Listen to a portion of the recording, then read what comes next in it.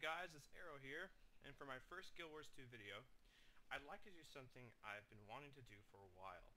Now, when I'm running around in-game, I see a lot of very basic core mechanic questions, and this especially holds true in the PvP lobby, also known as the Mists, because it's very overwhelming. You get into Mists and you're instantly boosted to 80, you have full access to your character, and I wanted to do a video for that. I wanted to do a video for structured PvP, just a quick tour of the Mists, and just give everyone a general idea of what character stats are, tell you a little bit about boons and conditions, and where to find everything you need to get ready for structured PvP.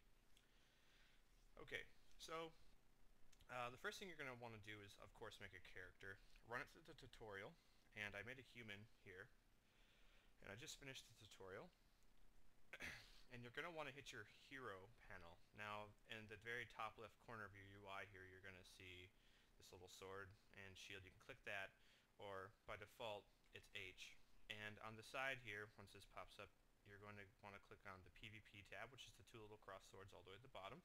And there's a button here called Go to the Heart of the Mists, and you want to click that. Now, the first thing I'm going to do here once I load up is I'm going to tell you a little bit about weapon skills, utilities, and the core class mechanics right off the bat here. So in Guild Wars 2, your weapon skills are determined by, well, the first 5 skills here are your weapon skills, and they're determined by what weapon you're wearing. Now, if you have a two-hander like I do, I have a rifle on, it's a two-hander, all 5 of your skills are going to be swapped out.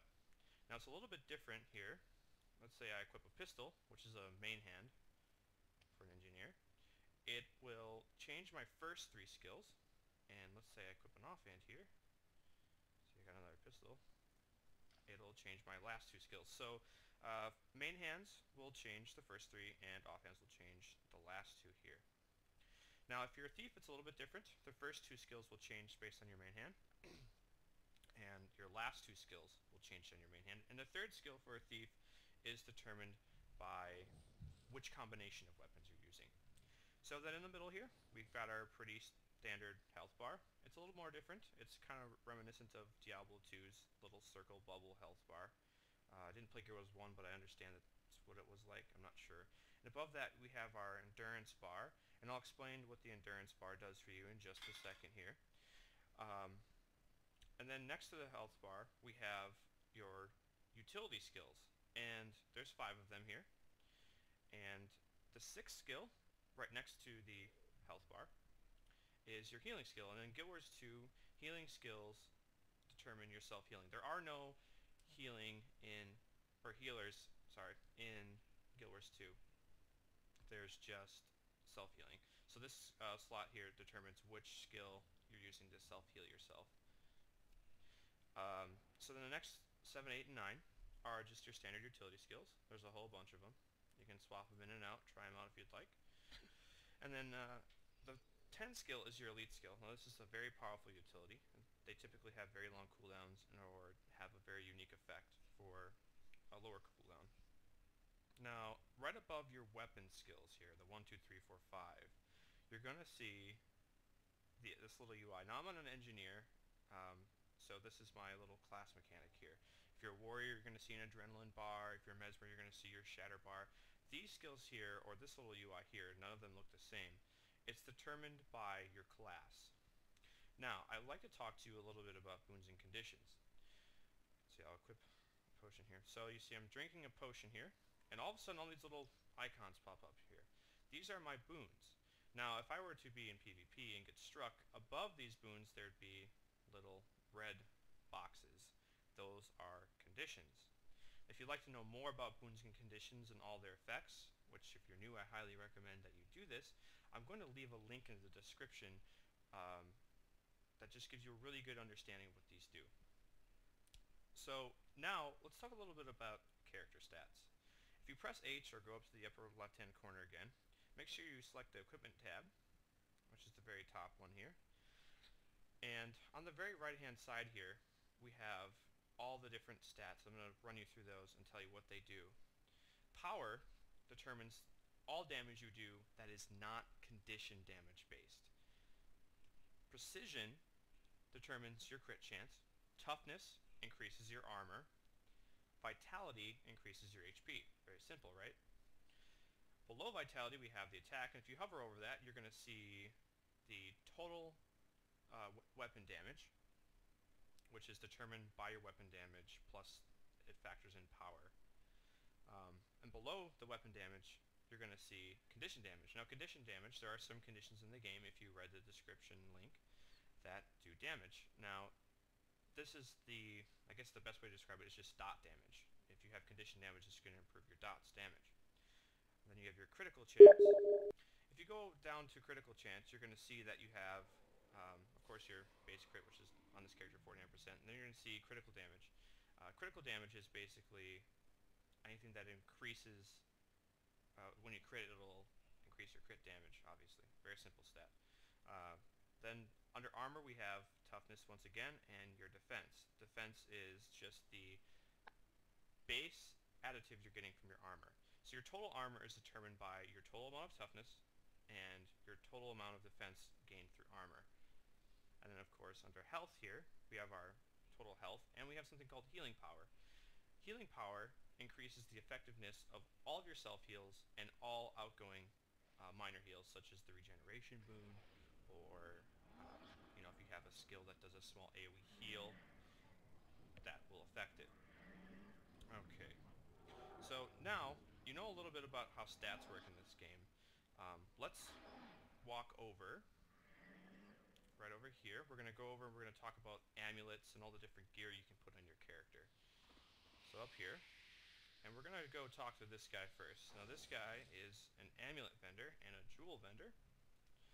Everything has a place in the So we'll eternal talk to him. We'll open up the buy tab, and then at the same time I want you to open up your equipment tab. So you see here on the vendor we have all of these different amulets. Now that corresponds with this slot here. Right below all of your stats we have this amulet slot. Amulets are the main determining factor in your character's statistics. There are many things that go into determining your character's statistics, but this one is the main deal. This is the real deal. This is where you get all of your stuff from. And then right below here on the left we have our, PvP items for Karma tab, and right below that we have the Jewels tab. Now Jewels tab works a lot like socketing. There's all kinds of different jewels, and you can place one of these jewels into your amulet. Now by default, let's say you buy a rabbit amulet, by default it'll have a rabbit jewel in it. So if you want to alter the stats a little bit, this is the way you do it here. I'll just buy a celestial amulet healing, show you how it works. So you'll buy it, it'll go into your inventory here, which by the way, if you press I or you click on this little bag here in the upper left UI, it'll open up your inventory. You can just kind of scroll through it. This is where it'll go. But the easiest way to do it, if you can equip it, you press H, and right in this little UI here, it'll show you that, well, hey, you can equip this. You don't even have to open up your bags. Really cool, right? So you just click and drag, or you can right-click, and you can select equip. Or, on the character sheet panel, you can hit, or right-click it, and you can choose to equip the celestial amulet through there. So, a couple cool ways to equip it. So next let's talk about armor here. The armor vendor is right here up on this pedestal. Talk to him. Let me see your wares. And here, if you ever want to buy a new piece of armor that, let's say you accidentally deleted your old armor or whatever the case is. So once again, let's open up our equipment sheet. And let's say, I accidentally delete this piece of armor, a headpiece. Oh no, well you can go here, once again, just buy a new one and just, re-equip it. Now the next thing I want to tell you about is runes. Runes are very important. If you notice when I scroll over my character, I have all kinds of runes in these armors. So you'll see that there's got a little bonus. So it's got Superior Rune of the Melandru, and it's got 1, 2, 3, 4, 5, 6.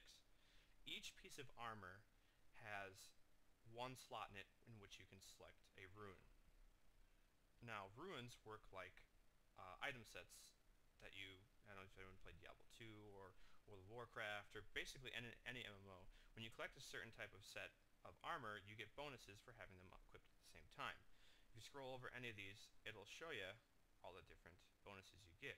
And And you can mix and match these bonuses. So let's say I only wanted, oh geez, let's say I really wanted plus 20% regeneration duration from Superior Rune of Duena, so I'll put 2 of those in my armor. And then so I'll have 4 slots left to use. Let's say just for the sake of example, I wanted 5% chance to cause chill for 3 seconds when hit on a 30-second internal cooldown. I would then refill the 4 remaining slots with Superior Rune of Grant. Okay, and there's tons of those, so spend some time looking through them. They help supplement or help put together builds for you. And over here we have our weapons vendor. Same deal here. Accidentally delete a weapon, or if you just want to try out a new weapon, this is where you see all of that stuff. Then we have PvP sigils.